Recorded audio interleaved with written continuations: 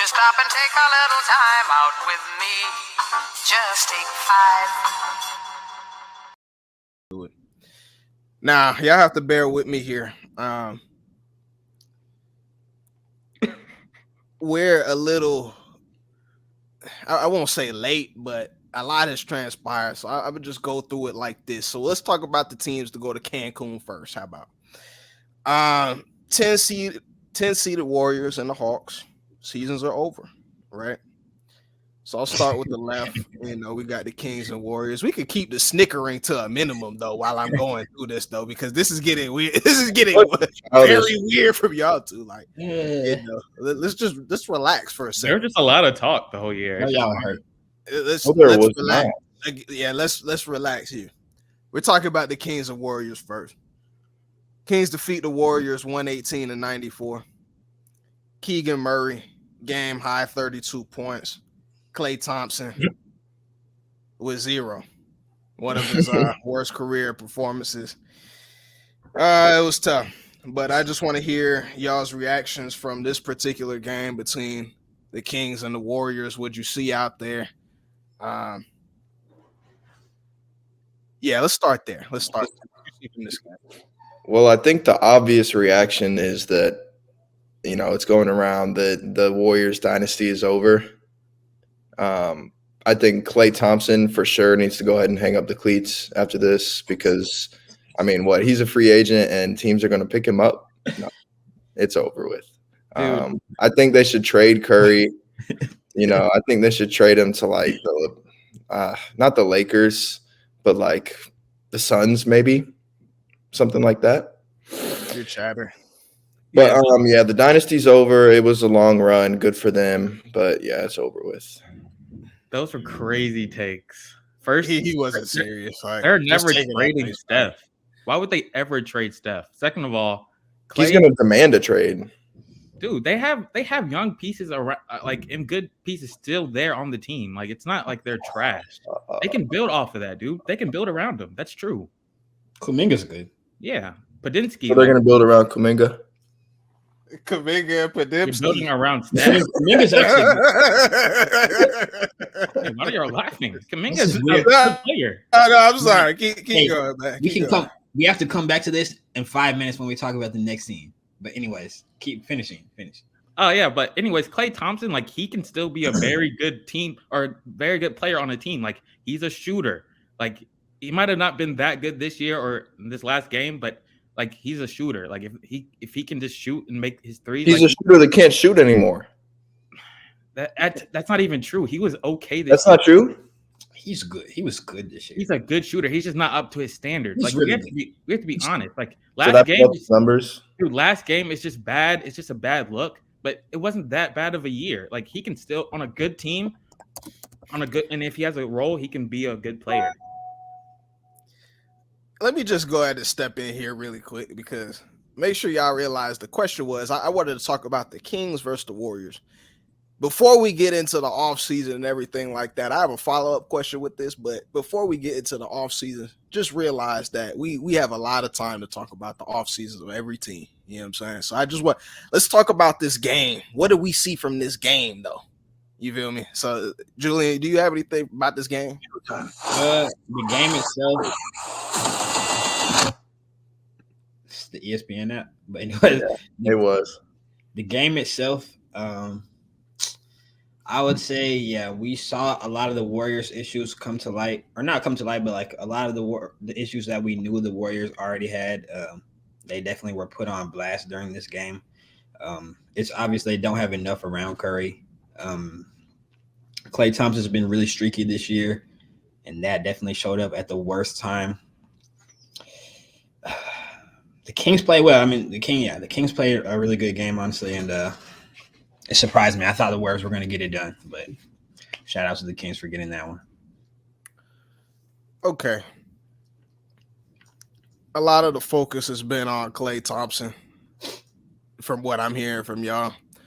To Ian's point about him having a good year, it's not true. I'll just leave it like it wasn't bad though. It was. Listen to me when I say this. It was bad. All right. It's only For bad. Klay It's Thompson. only Hall of bad. Famer. No, This is a Hall of Famer that we're talking about right here.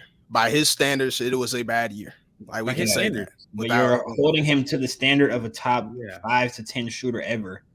Like by normal player standards, like by normal NBA standards, he didn't have a bad year. It's not Yeah. true. It's not a by bad year. normal NBA standards. Yeah, NBA player standards, he did not have a bad year. I can't. We can't do that though. You know what I'm saying? Why This can is we not not? a normal NBA player, and he does not play. His role is not to be a normal NBA player. We can't. Yeah, we I can't do agree. that. I agree with that part, but to Jacob's point about him not being able to play anymore in the NBA, I don't agree with that. Like he doesn't Neither need do to I. retire. He doesn't need to retire. Like he can go be a. He is no longer a starter in the NBA. It's not true. Bro, what are you talking about? It's not true. Is that a He can- crazy take?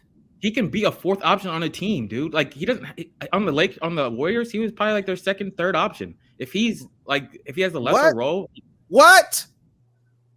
What did you What? just say? he was their second or third option.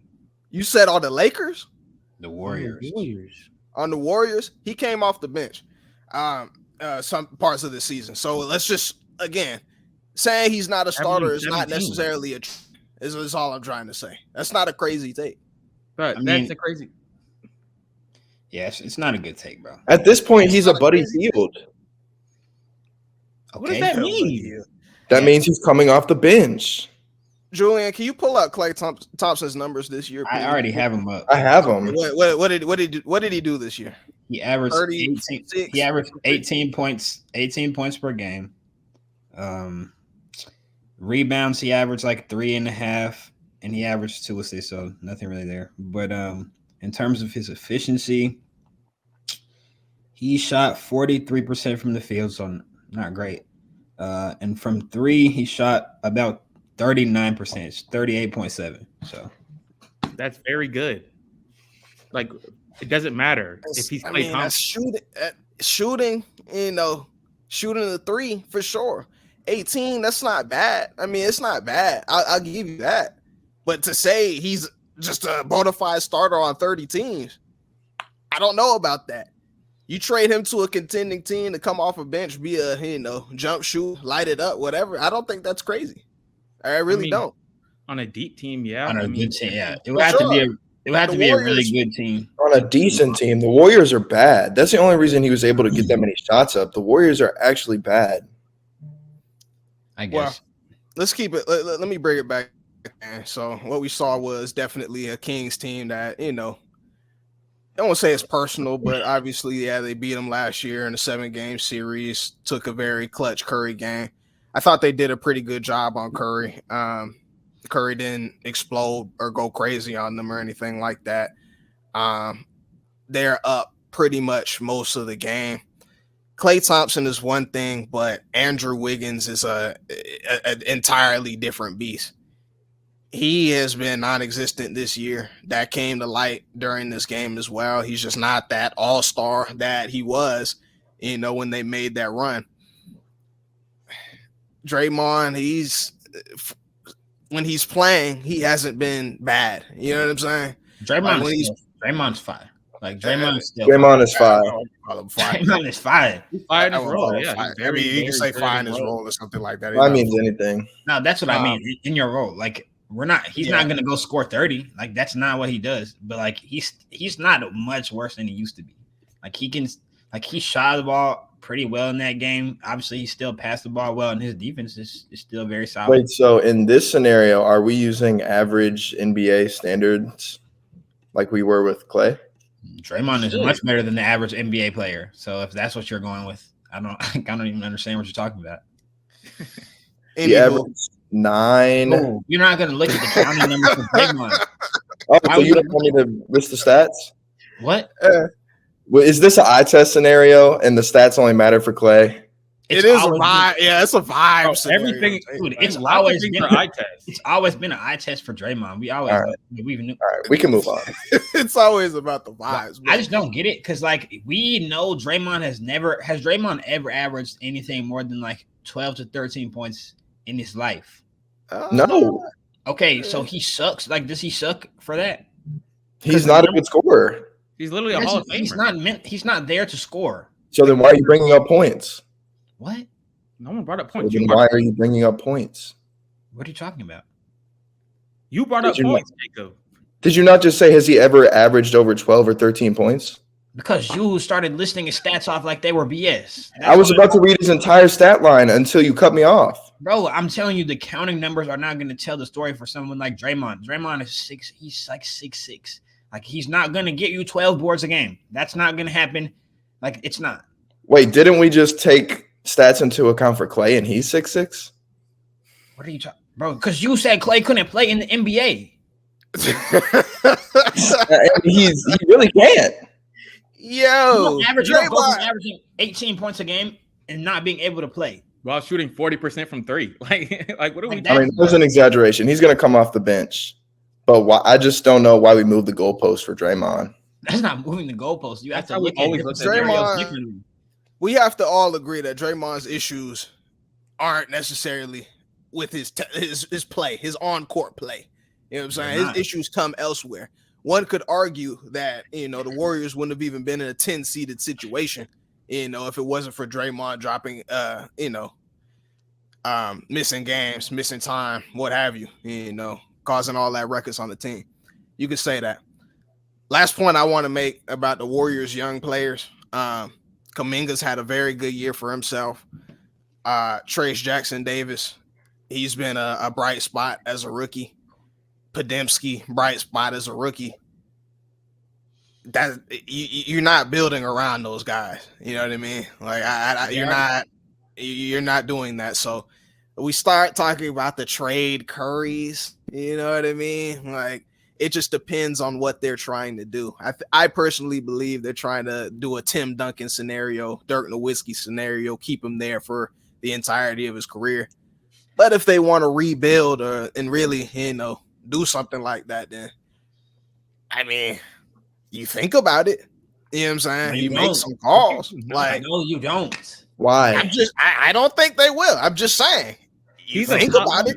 You don't think about trading Curry. It doesn't make sense in any. If you are looking to blow it up, completely rebuild, why would you not take advantage of the value that Curry has? He means way too much to that franchise. You cannot trade him. You're gonna lose your fan base. Like, no, you cannot trade him. You can't trade him. The fan base is going with Curry. Like, seriously, if they traded Curry right now, the fan base is going with him. They have a weird fan base, but it's happened to the best players. Like, I don't, it's not crazy. He's been the Warriors. Who has that happened to? Kyrie Irving. There's many players. Like, in all seriousness, many players. Like without issues arising. Like, I don't think so.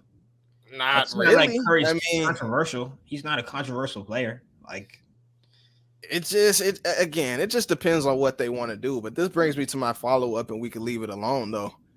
Do we think that this Warriors core, let's say they do actually put some good pieces together and not an old Chris Paul on the bench like I told you that would never work. If they actually put some pieces around this group, do they still have it in them to make another run, another deep run? No, I don't think all three of them, unless they got a great piece. I think they should move Clay. I really do. Because Podziemski or whatever his name is, Podziemski, he's not bad, and he was a rookie. So I feel like he can slide in there. He started over him this year anyway. He can do what Clay's doing. I don't know about all that. I don't know. They're different players, but at his height. But yeah, I don't think so. I don't think this three will ever win again because the money won't work to get another star in with them, with all three of them. Because contrary to what y'all are saying, Clay's gonna, like, somebody's gonna pay Clay. Like, he's gonna get paid. He's not gonna get a max deal, but he's gonna get good money. So you can't have all three of them and another star. It won't work.